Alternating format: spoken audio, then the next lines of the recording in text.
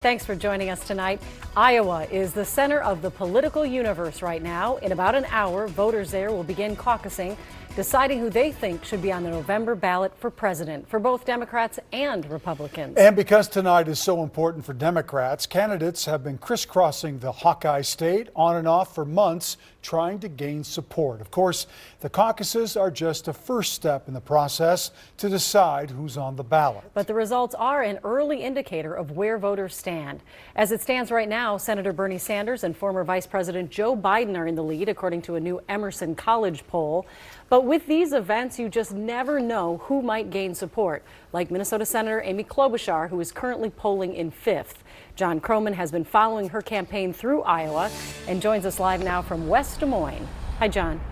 All right, we continue to follow some breaking news out of the Mankato area right now. There's not a lot of information we can give you, but as you can see with Sky 11, members of the Blue Earth County Sheriff's Office and Mankato Police are still searching along the Minnesota River. According to Mankato radio station KTOE, police were tracking an armed person near the river about 1:45 this afternoon. That's according to a chief deputy.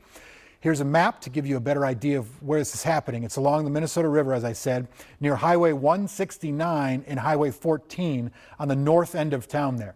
Sheriff's Office issued a shelter-in-place order at that time, but that order has now been canceled. I spoke with an employee at a truck stop not far from this scene who told me another employee saw a man walk into their gas station about noon today, and that employee could see the man holding a rifle. He said the man walked into the bathroom, came back out holding that rifle, and allegedly stole some food before walking out. That employee then called police. Still unclear if those two are connected, but we have a crew on the scene and we have reached out to the sheriff's office, and we are just now waiting for more information and confirmation about what's happening at the scene. Well, we're also following breaking news out of St. Paul, where a person was shot and killed this afternoon. It happened near Minnehaha Avenue and Johnson Parkway about noon. Police tell us two people were shot while in a van and that one of them has died. The other person was taken to a hospital with non-life-threatening injuries. So far, no arrests have been made. Thanks for joining us tonight. We are just learning that Governor Tim Walz plans to hold a news conference within the hour. And according to the governor's office, he is expected to close restaurants and bars statewide. But we understand they would be allowed to continue doing delivery and curbside takeout. We don't know exactly when this new policy is expected to start, but we will find out within the hour and bring you all the details live. But first, there are three more big things you need to know about the coronavirus today. First, there are new cases in both Minnesota and Wisconsin. In Minnesota, the number of cases is now 54, which is 19 more than yesterday. In Wisconsin, there are 47 cases.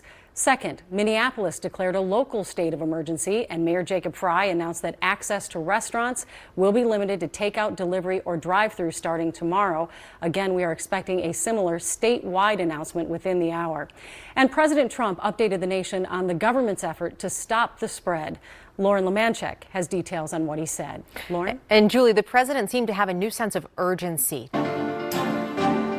Now at 6, a lot of you are asking, so we find out who is able to get tested for coronavirus and when. Plus, the virus forcing the U of M to move classes online at all 5 campuses. Then Colton True is sentenced. I made bad choices that day. What he told families before being sentenced for his role in a crash that killed 3 Wisconsin Girl Scouts and a mom. We don't get it, shut it down! And it's day 2 of the St. Paul teacher strike, where things stand as thousands of parents and students wait for answers. The news starts now. A popular bar gone, jobs suddenly lost. But one thing not taken in this fire, the sense of community in St. Cloud. Tonight, Jennifer Austin shows us how people there are lifting each other up. Our recent warm weather's done a number on our snowpack. In fact, we've seen our fair share of snow melting in the backyard.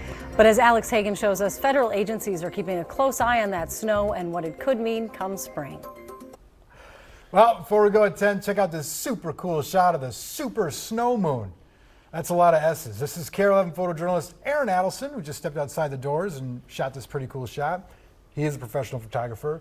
Impressive, though, nonetheless. We asked our friends over Facebook, our fans, share their They're photos. friends, too. They're fans, friends.